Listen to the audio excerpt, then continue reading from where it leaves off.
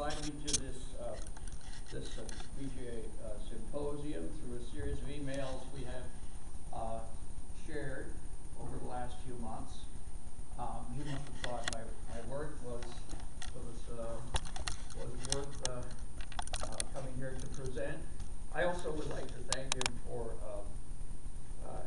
allowing me to have the opportunity to be a panelist on the Tuesday's forum about how to help uncover the primordial nonlinear multiple-dimensional quantum engine that underpins the extant causal wheelwork of nature, which is an enterprise I think almost all of us are engaged in. Okay, knowing what went down yesterday, I don't know how much we accomplished, but anyway, I was pleased to have participated in that. Now, historically, the aim of science has been to determine the hows of why the world works. This is the prevailing worldview. The questions related to the whys of existence have been deemed to be not the province of science, but totally outside the scientific disciplines or methods, and basically relegated to solely as a subject matter of psychology and the various world's religions or spiritual disciplines.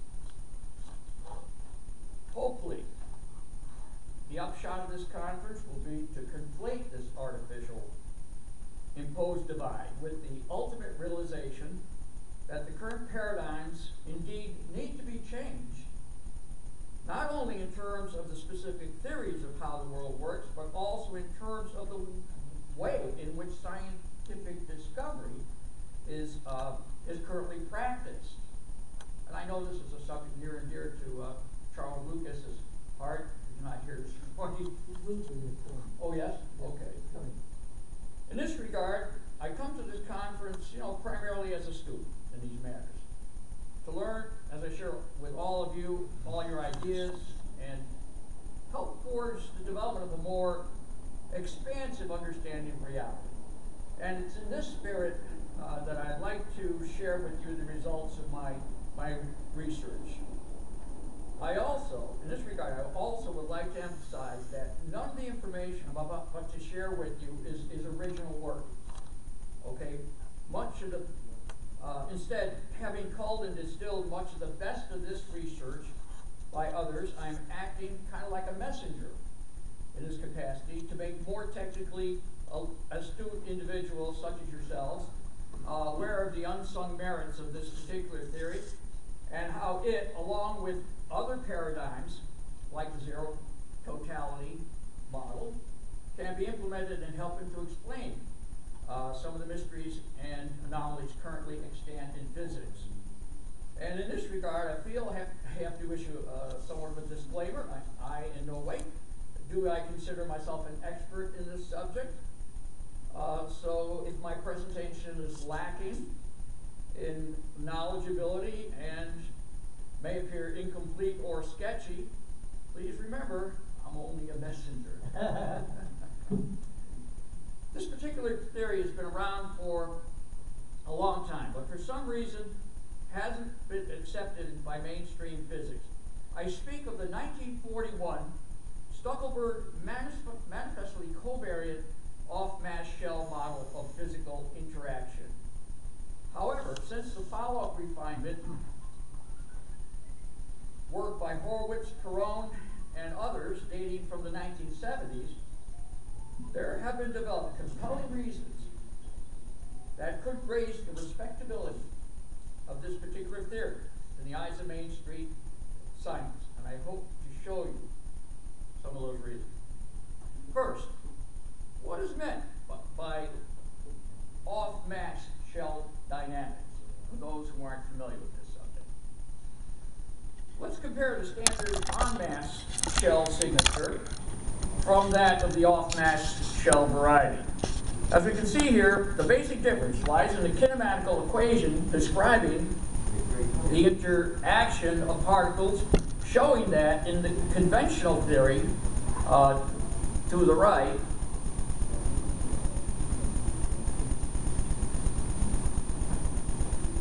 mass is constant, making energy and momentum, making energy and momentum dependent on each other. Whereas in the off-mass shell model to the right, mass is now considered a dynamical quantity, making the energy and momentum independent, mutually independent. Now, for mathematical and physical reasons, Stuckelberg showed that both the standard on-mass non-relativistic and relativistic quantum field equations, those governed by the relationship on your left, were insufficient to properly describe certain phenomena. Now, the dynamic nature of mass in the off-shell formalism also necessitates a dual role for time, and this is one of the key elements of this model.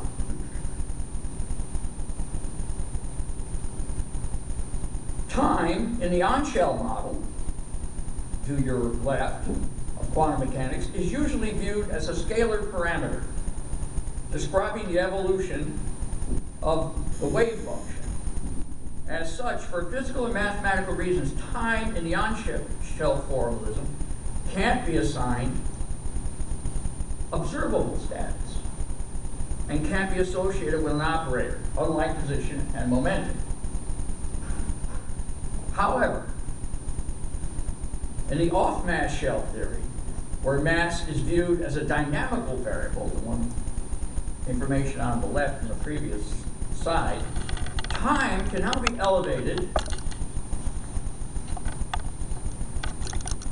to full operator status. A new scalar parameter, tau,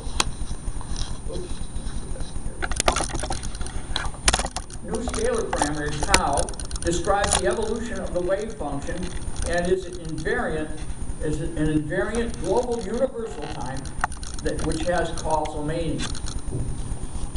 So we incorporate this new scalar parameter describing the evolution of the wave function. It's an invariant global universal time, as I said, having causal meaning, where now t, elevated to observable status, is now a quantum operator and it transforms covariant. Most importantly, this means that the off-shell system admits quantum superposition of states in the whole four-dimensional picture, where now time in this model acts as another spatial dimension, and therefore events can move forward or backward in time t. One interesting consequence of this model is a purely classical interpretation of pair production and pair annihilation. Also, this time symmetric quantum mechanics, which is fundamentally similar to John Cramer's transactional interpretation of quantum mechanics, and is also a central feature of Richard's holographic anthropic multiverse theory, as we have found out in the last few days. Now, how do we practically use this new format, this Stuckelberg manifestly covariant quantum theory, to provide ourselves with new predictions and to explain already extant phenomena in physics? Indeed, off-mass shell dynamics may possibly play a key role in room temperature energetic phenomena, particularly those exhibiting documented, persistent, unexplained anomalies that have been unable to be produced on demand. And I'm sure one of the most controversial of these is the low-energy nuclear reaction, or as it's called, LENR, which was originally termed cold fusion. It's not necessary to recount the sad saga of the Pons-Fleischmann debacle. However, suffice it to say that over the 2 or more decades since this phenomenon surfaced, continued research has shown unquestionably that low-energy nuclear reactions are genuine and that accompanying excess energy and power gain and commensurate alpha particle production and minimal neutron production are undeniable, heralding an important new clean form of energy production enabled by highly loaded metal hydrides. Now, the standard branching ratios for orthodox plasma fusion are given by the following reaction channels. Okay, here Q is the kinetic energy released by the reaction in the center of mass Lorentz frame. However, using this model, the standard calculation for the penetration factor through the Coulomb barrier at room temperature gives reaction rates that are 50 orders of magnitude smaller than the claimed empirical results of Pons and Fleischmann. Also, it was calculated that the required electron mass for this to be a genuine reaction at room temperature would have to be 10 times the ordinary rest mass in order for the tunneling rate in a deuterium molecule to explain the Pons-Fleischmann results for excess heat. This situation obviously has prevented the development of a coherent theoretical model to satisfactorily explain these effects that could be used as a guide in carrying out new experimental tests to sort out the essential parameters and controls needed to achieve the requisite reproducibility on demand. Nevertheless, although the mass of elementary particles in a bound stationary state are, by current paradigms, assumed to be constant, the required increase in electron mass for the viability of the Lehner scenario alluded to above caused physicist Mark Davidson, and if you want this reference, I can give it to you privately because I had forgotten to include it on my slide presentation because I was trying to hurriedly get this ready for presentation, to consider such off-mass shell dynamics as a possible actual occurrence which would then explain, unlike any previous ideas advanced, the effectiveness for all of the anomalous empirical effects documented in association with Lehner. Here's the scenario that Davidson speculates for off-mass shell-enabled nuclear reaction. Consider 2 neighboring deuterons and a palladium lattice. The masses of the deuterons and possibly the nearby electrons, too, are now moving off the mass shell, slowly off the mass shell, due to the interaction with the condensed matter system. Now, according to the off-mass shell theory, we further assume that the final state masses in the fusion process are the usual rest masses of the particle. And also that special conditions inside the solid are required for anomalous Lehner effects to occur. Finally, we assume that after a certain period of time, the system returns to normal and that all masses return to their rest mass values, except for those that have experienced a nuclear reaction. Now, it's proposed here that an active deuteron pair reduces its mass slowly until it is approximately equal to the mass of an alpha particle. Although this is a radical assumption, which has never been observed in nature, it could be possible, therefore, if an off-mass shell effective Lagrangian were described as a small volume of the lattice, tunneling would be enhanced by the increase in the electron mass, and the decrease of the deuterium mass would allow resonant tunneling directly into an alpha particle. And as a bonus, we would have suppression of neutrons and tritium.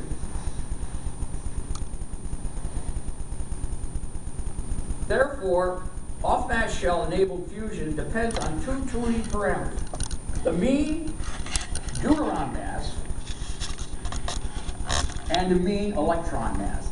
And you can see this represented in this diagram. You have the deuteron mass over a period of time decreasing,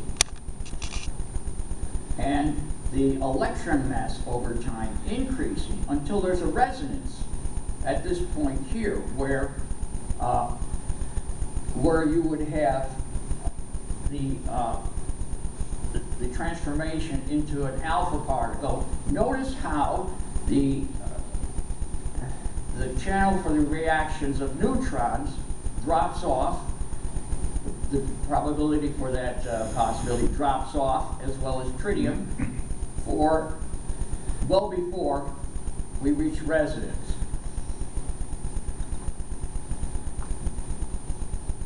The figure illustrates these ideas qualitatively. We see that the main fusion is occurring at the instant the combined deuteron masses equal the mass of an alpha particle.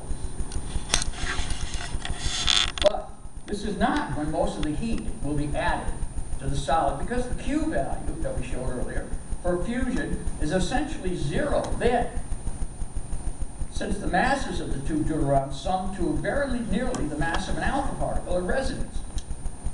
The energy has been given up to the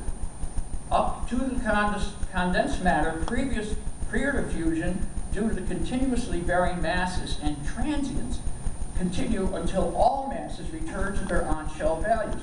Davidson speculates that this relaxation process might result in apparent heat production after all the driving factors, such as electrolysis, have ceased. And this, by the way, could explain the so-called life after death phenomenon that has been observed as attended with the cold fusion phenomenon, which some of you are knowledgeable of.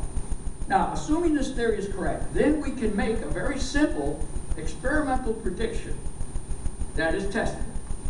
It is expected here that the Q values for the reactions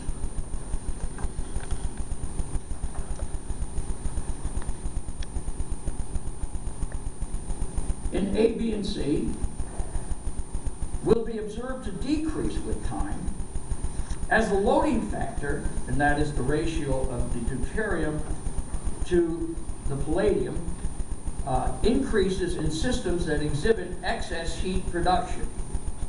Such a reduction in the Q values for a fundamental nuclear reaction, however, had never been observed before. But if this happened, it would be a clear and undeniable proof that the deuteron mass was changing in these settings. Indeed, if these theoretical speculations are confirmed empirically, it would elevate the Stuckelberg off-mass shell theory to definitely a greater level of respectability in the eyes of mainstream physics community. In this regard, think of this. If this is true, cold fusion could be viewed as the poster child for the off-mass shell subatomic reactions.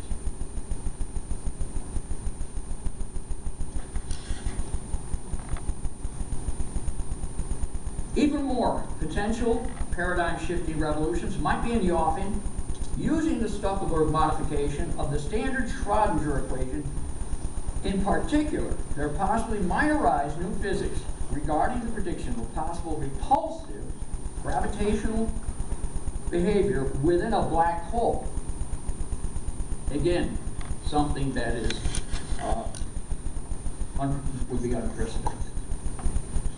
Deriving from the off-mass shell model is a generalized Lorentz force, containing a term which drives the particles off-shell. This implies new field strengths called pre-Maxwell fields, which I don't have enough time to go into, and a fifth electromagnetic potential, and a corresponding gauge field which has as its source matter density. So your new fifth field strength corresponds to the matter density. Now this motivates investigation into the connection between the dynamical equations of the off-mass shell theory and gravitation.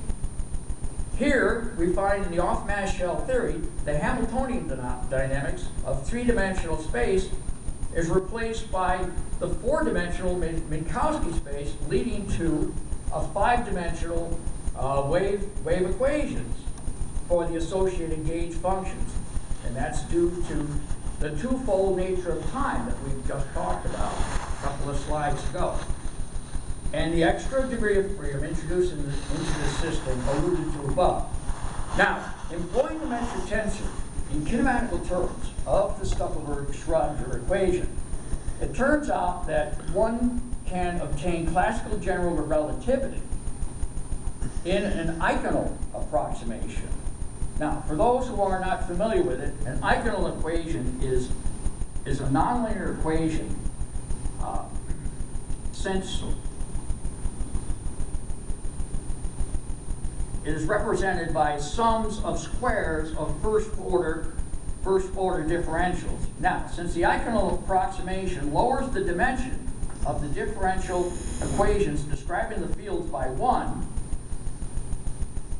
the Eichenal approximations of the five-dimensional Stuckelberg equation in a curved spacetime characterized by metric tensor will result in standard four-dimensional Einstein geodesic on a curved manifold.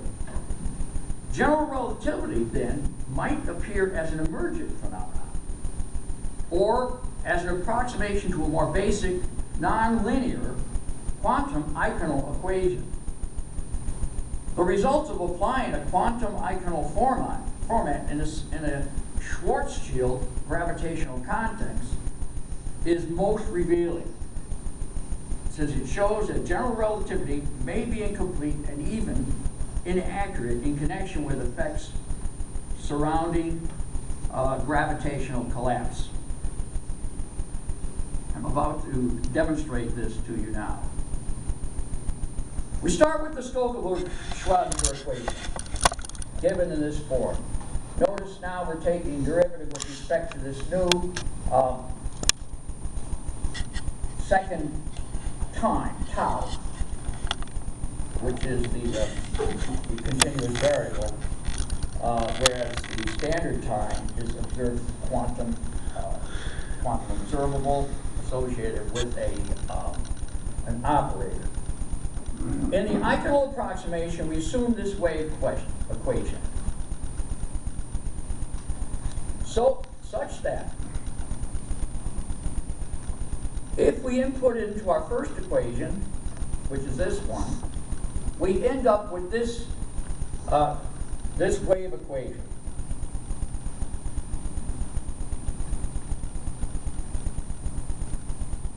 Which, if we input this in terms of the Schwarzschild metric, becomes this wave function you see here. Now, for the Schwarzschild metric, considering the purely radial case, after substituting the metric into the first equation and separating variables, we have the following wave equation.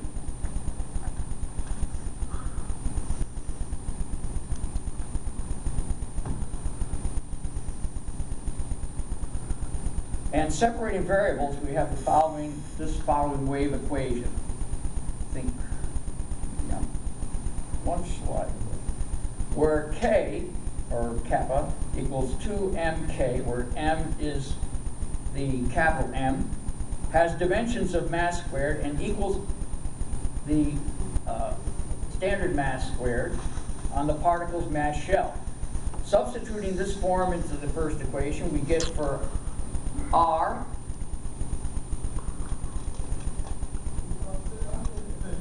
for the far gravitational field. We take where R is much greater than 2m, with m being a capital M, and therefore neglect higher orders of 2m over R. After substituting kappa equals m squared, the radial equation has the form that you see here. The effective central potential for this function will have the form which is given in this equation here.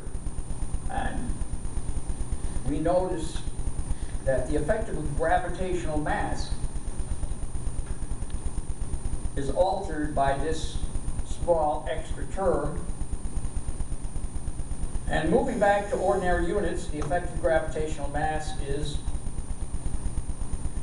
we take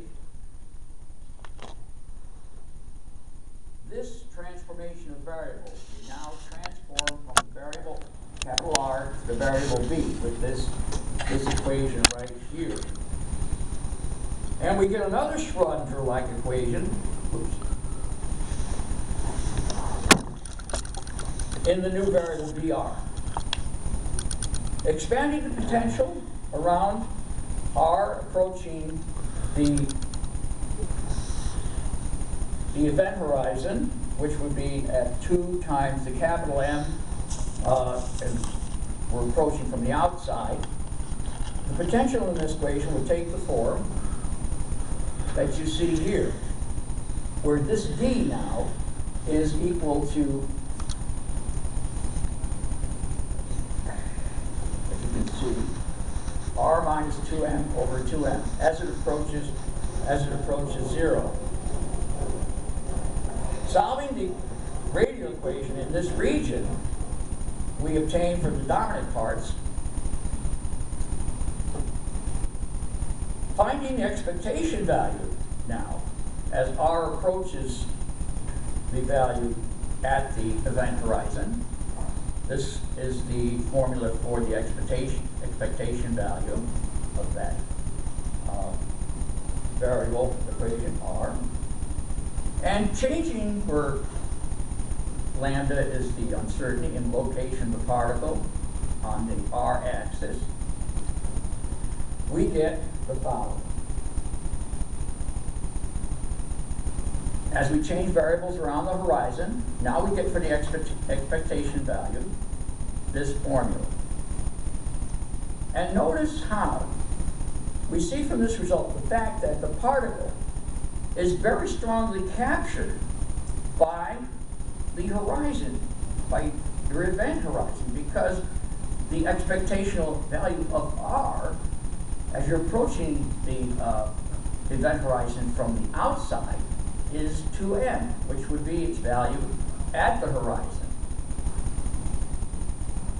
So we can see from this result is the fact that the particle is very strongly captured by the horizon itself.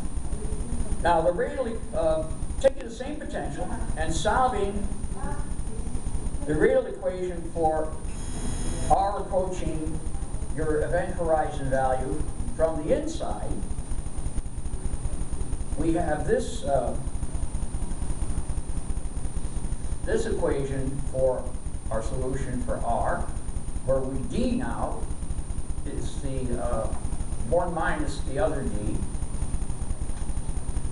as we studied as the object approached the horizon from the outside.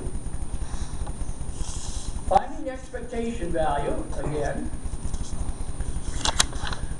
of R, and changing the variables around the horizon, we get this.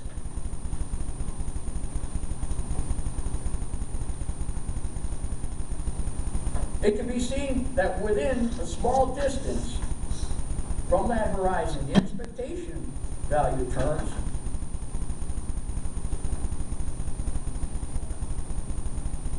move towards R equals 2m.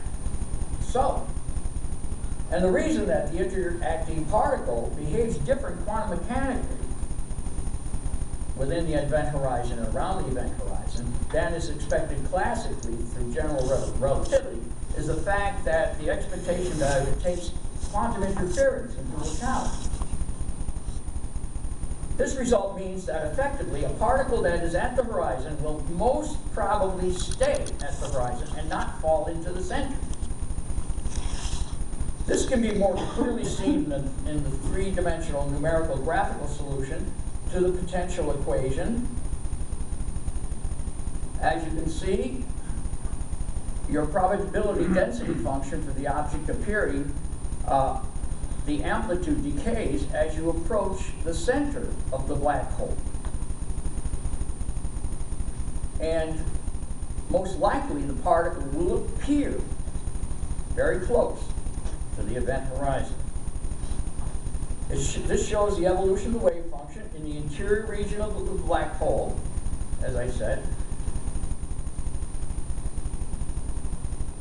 where distance from the center of the black hole is between 0 to n. Now, because of the symmetry of the boundary conditions around t equals 0, the function separates into two wave functions. And you can see this represented here. You have two wave functions after you pass the confines of the event horizon. We have one propagating in the t direction, and this is more clearly shown here. One propagating in the t direction, and the other propagating in the minus t direction as r. Consequently, the quantum model based on the Stuckelberg-Schrödinger equation definitely suggests new physics regarding the prediction of the repulsive gravitational behavior within the black hole. Indeed, if this remarkable effect is shown to be genuine, it would have profound repercussions that would shake the current edifice of fundamental physics to its very core. So in conclusion here, as it's well known, it's generally regarded that all aspects of gravitational effects can be codified by Einsteinian general relativity. However, the above potentially earth-shaking results are quite compelling evidence revealing that the general relativity may not be the only game in town. Moreover, since the manifestly covariant Stuckelberg theory requires a new worldview in connection with the temporal aspects of reality, that's the twofold nature of time that we've introduced. Perhaps this is a hint leading us to the inevitable truth that gravitation may actually be more related to time than mass. Now think about that. Moreover, on a grander panoramic scale, our expanding knowledge gleaned from the examination of the Stuckelberg formalism as applied to areas of investigation such as cold fusion, gravitation, or other field effects will certainly explicitly shape the future of society as well as science, especially concerning our openness to phenomena that challenge our current belief systems. And with that, I thank you very much. Any questions for Don? Once upon a time, many years ago, I played around with that. Oh, did you? Yeah.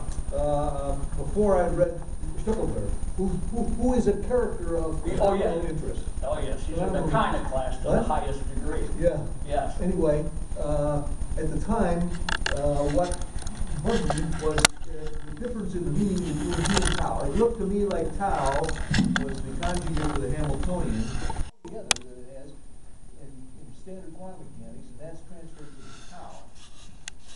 So I saw it. Yeah. And after you stare at that for a while, you think there's a lot of possibilities, but I never did resolve in my own head exactly what T is. The T is the time of the arrival of an electromagnetic interaction, or the departure of electromagnetic, or what? Right. But since most problems in physics are single particles bathed in external fields, I would guess that the T's would wind up being the arrival times of signals from the external field. And did you get from your studies that now the time is elevated to an observable status? Well, and associated with an operator? yeah, that. And it can be integrated in there in that fashion in a consistent mathematical way, which current quantum mechanics, you can't have a time operator to produce contradictions and all. That would mean it's subject to uncertainty, and that could